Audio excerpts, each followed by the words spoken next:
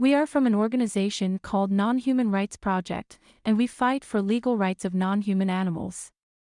Drawing a line in order to enslave an autonomous and self-determining being is a violation of equality. We then searched through 80 jurisdictions. We chose the state of New York. Then we decided upon who our plaintiffs are going to be. We decided upon chimpanzees. We know the extraordinary cognitive capabilities that they have, and they also resemble the kind that human beings have.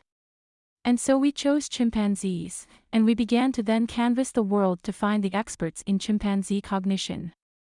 So now, we needed to find our chimpanzee. Our chimpanzee first we found 2 of them in the state of New York. Both of them would die before we could even get our suits filed. Then we found Tommy. Tommy was a chimpanzee. We found him in that cage. We found him in a small room that was filled with cages in a larger warehouse structure on a used trailer lot in central New York. And so on the last week of December 2013, the Non-Human Rights Project filed 3 suits all across the state of New York using the same common law argument.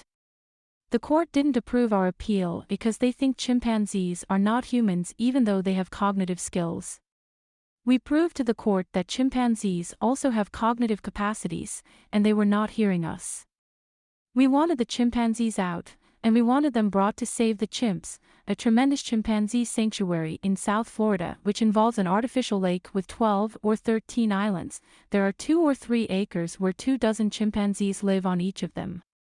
And these chimpanzees would then live the life of a chimpanzee, with other chimpanzees in an environment that was as close to Africa as possible.